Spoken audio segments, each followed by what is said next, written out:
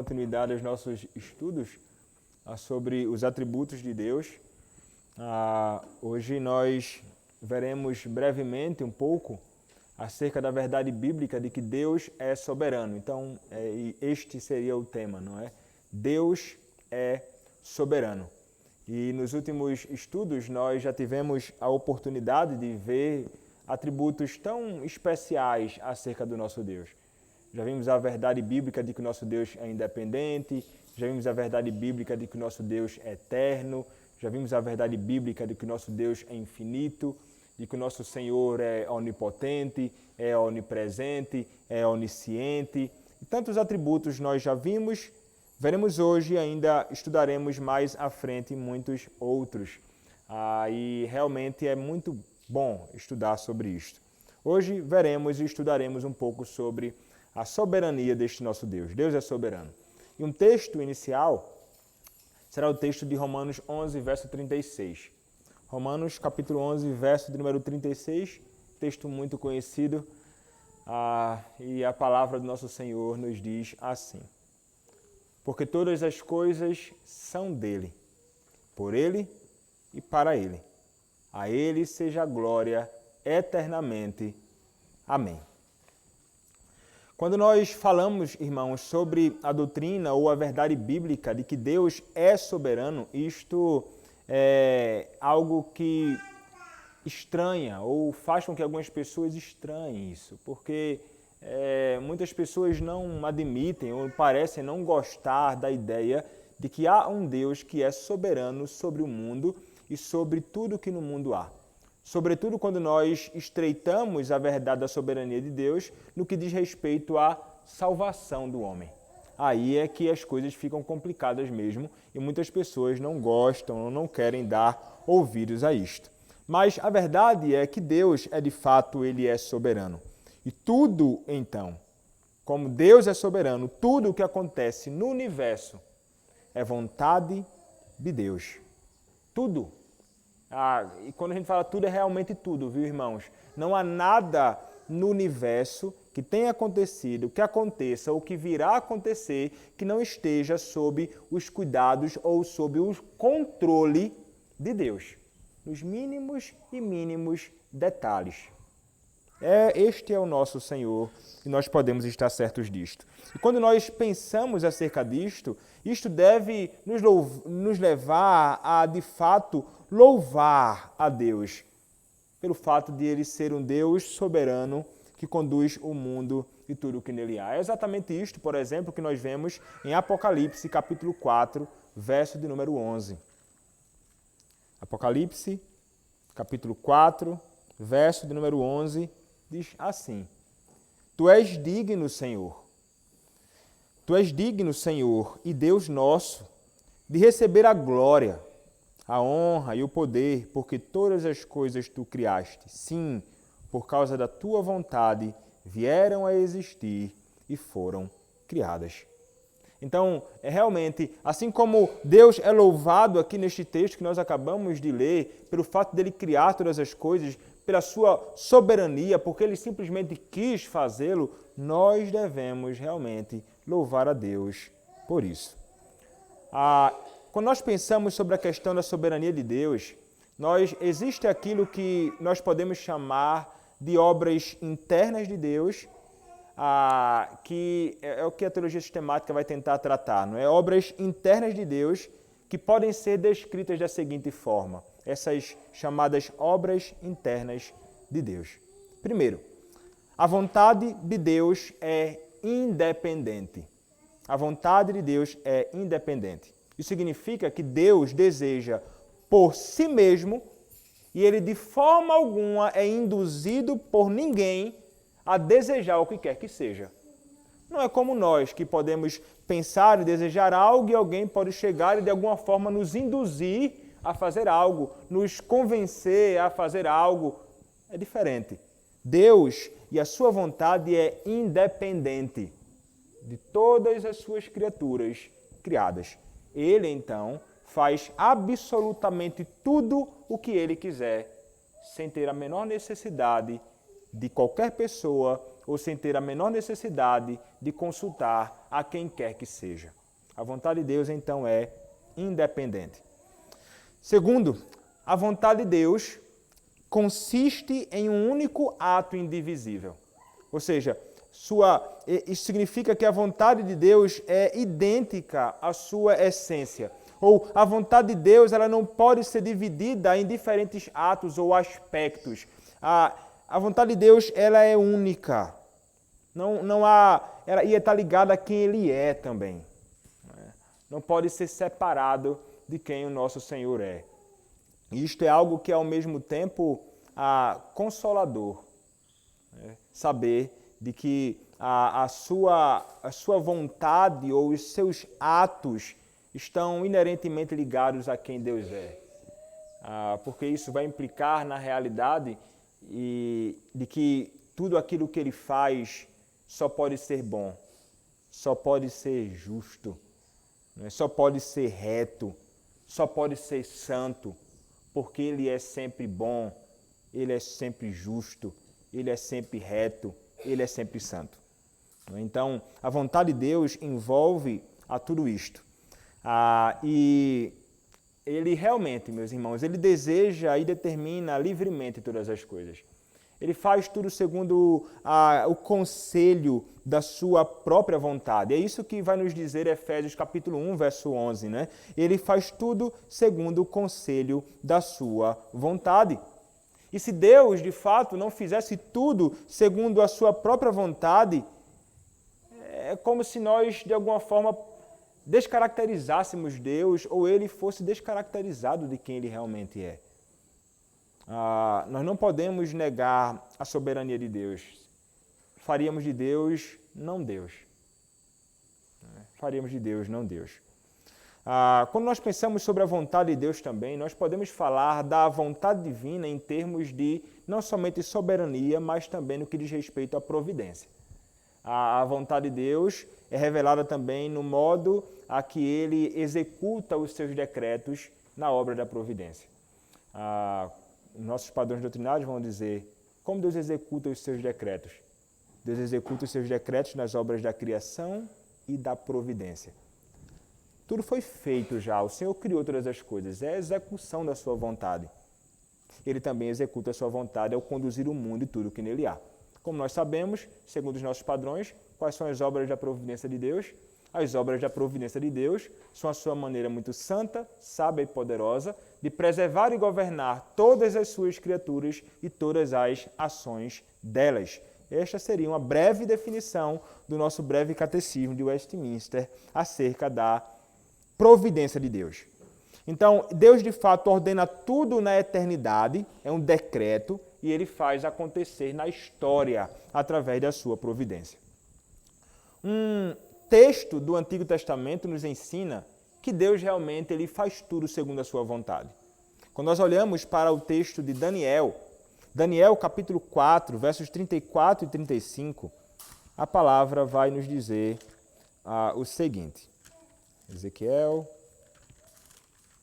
Daniel capítulo 4, versos 34 e 35, a palavra diz assim: Mas ao fim daqueles dias, eu, Nabucodonosor, levantei os olhos ao céu, tornou-me a vir o entendimento, e eu bendisse o Altíssimo e louvei, e glorifiquei ao que vive para sempre, cujo domínio é sempiterno, e cujo reino é de geração em geração. Todos os moradores da terra são por ele reputados em nada, e segundo a sua vontade, ele opera com o exército do céu e os moradores da terra. Não há quem possa deter a mão, nem lhe dizer: que fazes? Então, a Escritura nos aponta essa realidade. A Escritura, inclusive, realmente, ela não vai esconder a soberania absoluta de Deus.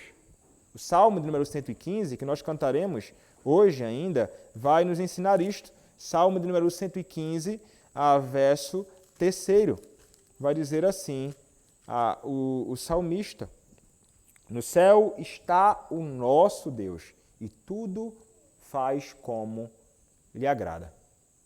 Então, Deus é soberano, Deus cuida, Deus faz a sua vontade, toda a sua vontade. E é interessante porque ele faz toda a sua vontade e realmente ele faz isso porque também todas as coisas dependem de Deus. Tudo depende dele. E ele então executa a sua vontade porque ele está plenamente consciente também de que o mundo e tudo que nele há depende de Deus, como vai nos ensinar Isaías 45, verso 7, como vai nos ensinar Lamentações capítulo 3, versos 37 a 38. A providência de Deus, que é Deus executando a sua vontade, ela também é algo que vai preservar o homem e o mundo e tudo que no mundo há. Você pode anotar essas referências, Salmo 104, versos 19 a 20, vai falar sobre esta verdade de que Deus ele preserva as coisas. Ele criou e hoje ele preserva. Atos capítulo 17, verso de número 28, vai nos ensinar esta verdade também. O mundo, os seres vivos, os animais, eles dependem do Senhor no que diz respeito ao alimento. Se o Senhor não tapar a respiração deles, eles vão de fato morrer. Então o Senhor é aquele que dá, inclusive, o ar que nós respiramos. Ele faz com que o nosso pulmão possa, de fato, funcionar devidamente. Ele é quem nos dá vigor, Ele quem faz tudo isso, segundo a sua providência. Ele preserva tudo. Uma coisa extraordinária do modo que Deus preserva tudo é o modo que Deus preservou até os nossos dias, por exemplo, a própria palavra, através da qual nós podemos conhecer mais acerca de Deus e acerca de doutrina tão especial como esta. Então, isto é Deus em sua providência, sustentando isto. Sustentando, preservando, governando, tudo, como vai nos ensinar Gênesis capítulo 5, verso de número 20, tratando ali sobre a questão de José e o modo que Deus governou tudo aquilo soberanamente, como vai ensinar o salmista no Salmo de número 29, verso 10. Então, isto é uma doutrina que está repleta de textos na Escritura que vai nos ensinar isto. Então, a providência de Deus é, de fato, parte da vontade de Deus, revelando assim a sua soberania. A providência de Deus é a execução da vontade de Deus no tempo e no espaço. E Ele vai direcionar e governar e preservar tudo com um fim, que é o fim que Ele criou absolutamente todas as coisas. É para o louvor da sua glória. Tudo para o louvor da glória do seu próprio nome. Como escreveu um puritano no passado, a providência divina é uma ação externa de Deus, na qual conserva e governa todas as coisas, sábia, santa, justa e poderosamente, para a admiração de sua própria glória. Então, o governo de Deus sobre o mundo é apenas isto: o governo de Deus. O governo dele. Então Deus é de fato um Deus que é soberano, e isto é maravilhoso. E deve ser de fato para nós grandemente consolador.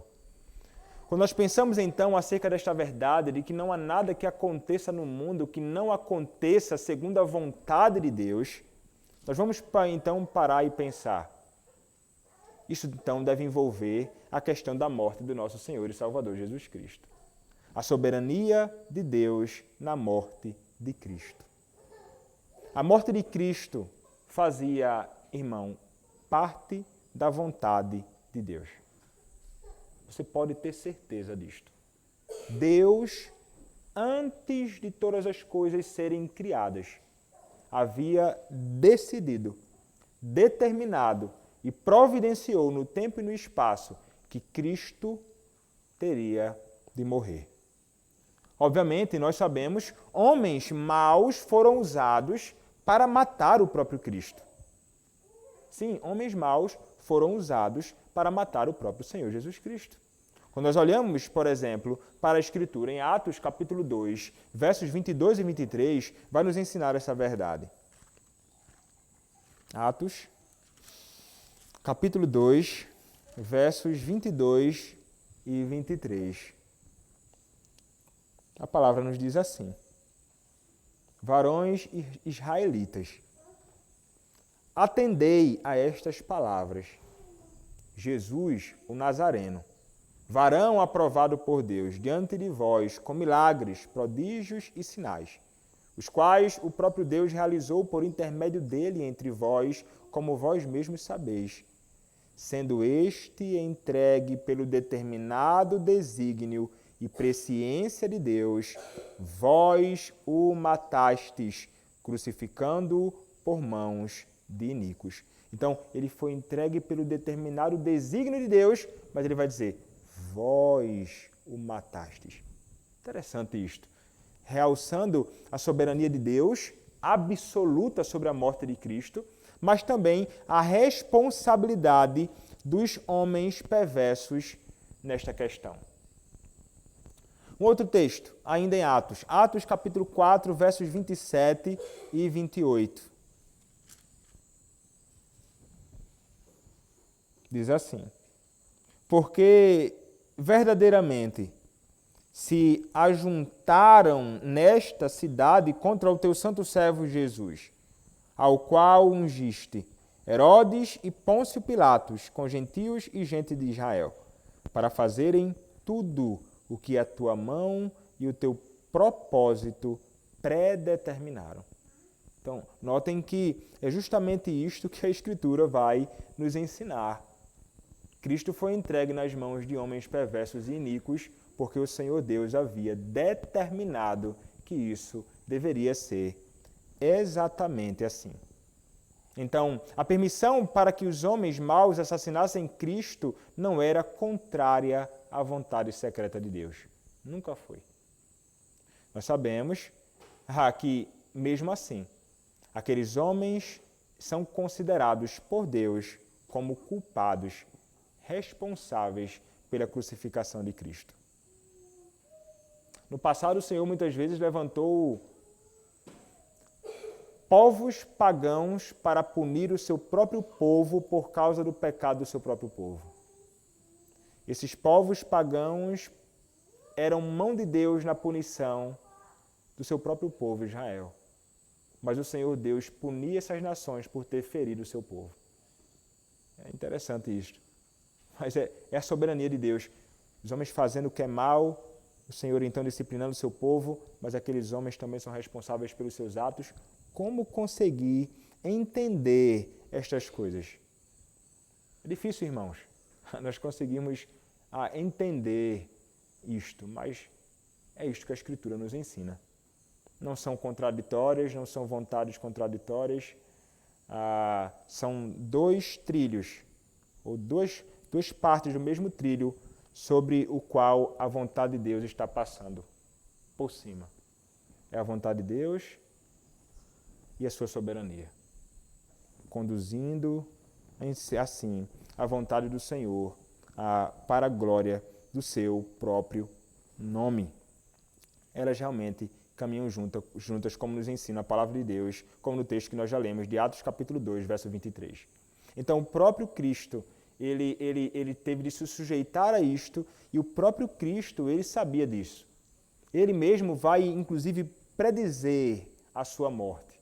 Como nós já vimos aqui nas exposições em Marcos, o texto é Marcos, capítulo 8, verso de número 31, quando a palavra nos diz assim: então começou ele a ensinar-lhes que era necessário que o Filho do Homem sofresse muitas coisas, fosse rejeitado pelos anciãos, pelos principais sacerdotes e pelos escribas, fosse morto e que depois de 3 dias ressuscitasse. Cristo sabia que isso ia acontecer. Ele sabe que o seu Pai, Deus, ele é um Deus que não deixa que as coisas aconteçam por acaso. Não existe acaso. Não existe essa ideia, não. O que existe é providência. Isaías capítulo 46, verso 10 vai nos ensinar esta verdade. Deus não deixa nada ao acaso. É exatamente assim que o Senhor faz, e ele revelou isso na morte do seu próprio filho. Deus conduzindo o seu filho à cruz. Mas os homens foram responsáveis por isto. Pensando aqui, irmãos, em algumas aplicações breves, partindo para o final do nosso estudo. Se Deus ele não exerce soberania sobre todos os eventos e ações de suas criaturas, como sobre toda a criação, então estamos de fato em uma posição precária. Seria terrível, irmãos, se nosso Deus, que é infinitamente bom, infinitamente sábio, infinitamente misericordioso, infinitamente gracioso, não fosse soberano. Porque se Deus não governasse a nossa vida, quem governaria? Imagina se a nossa vida e o mundo fosse entregue a nossas próprias mãos. O que haveria de acontecer? Meu irmão, você deve saber que você não é infinito em sabedoria, não é infinito em graça, não é infinito em bondade. Nós somos limitados e seria um caos. Seria um caos, confusão, a mais terrível, se o mundo estivesse nas mãos dos homens e Deus não governasse o mundo e tudo o que nele há.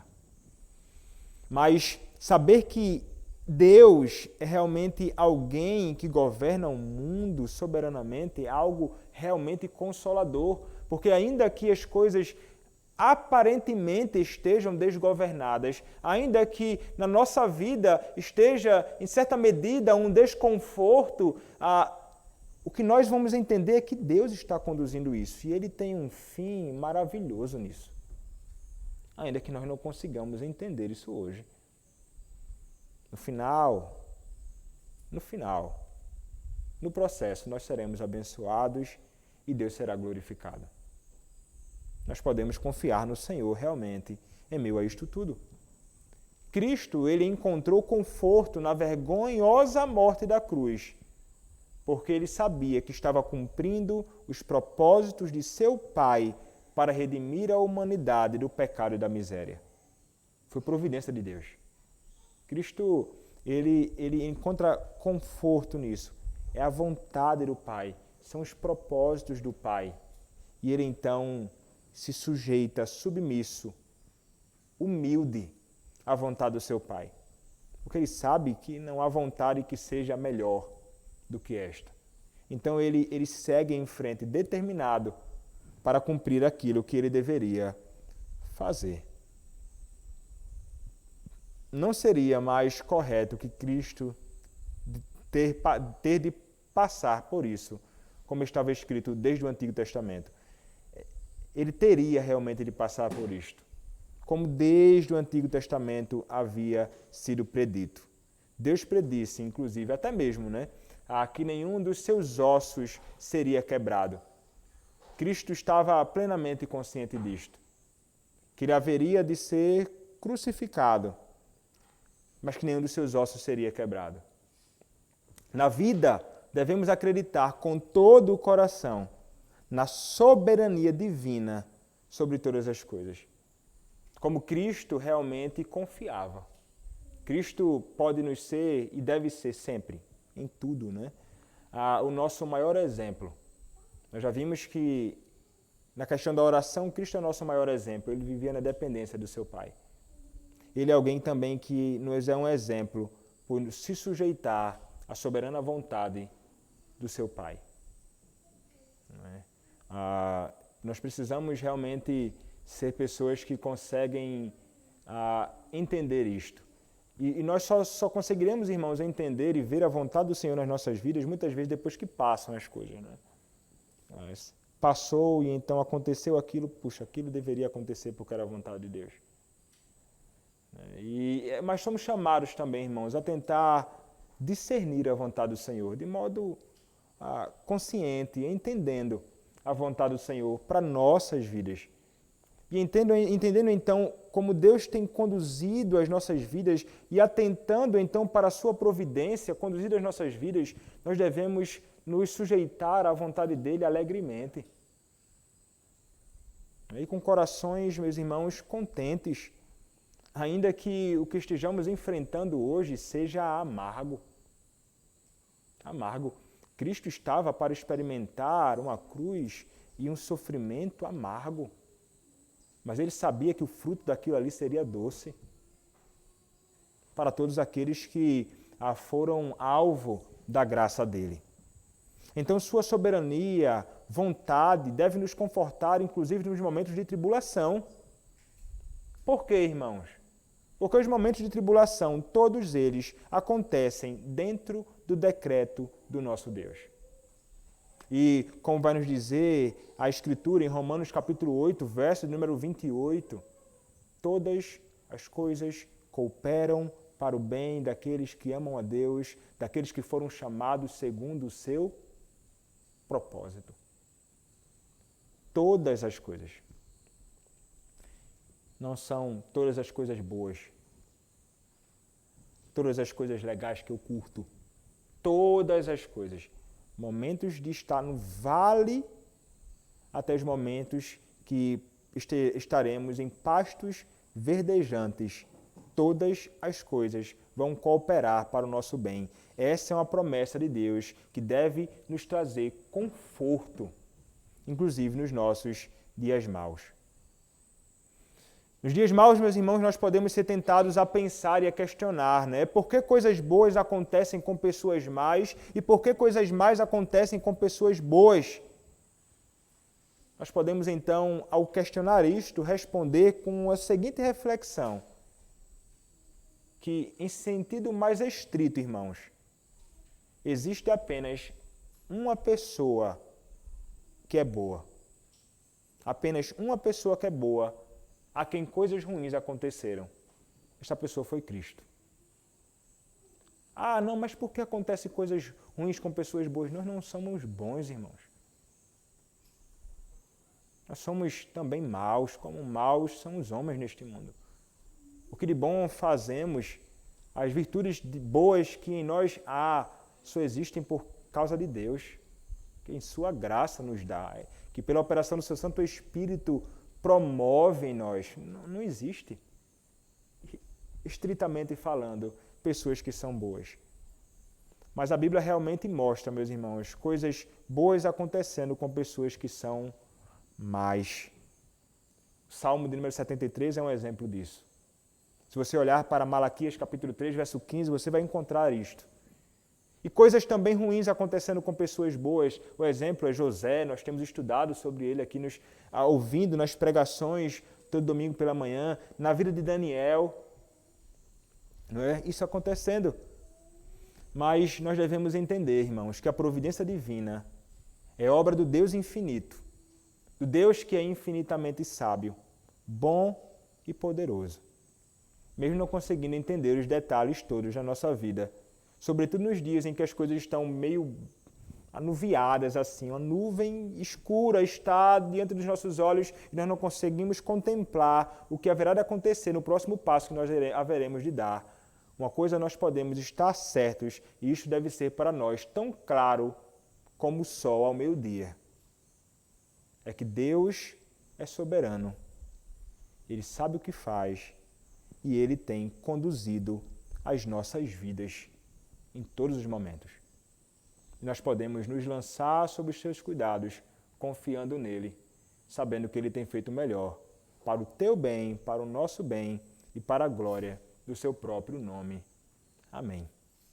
Amém, irmãos. Vamos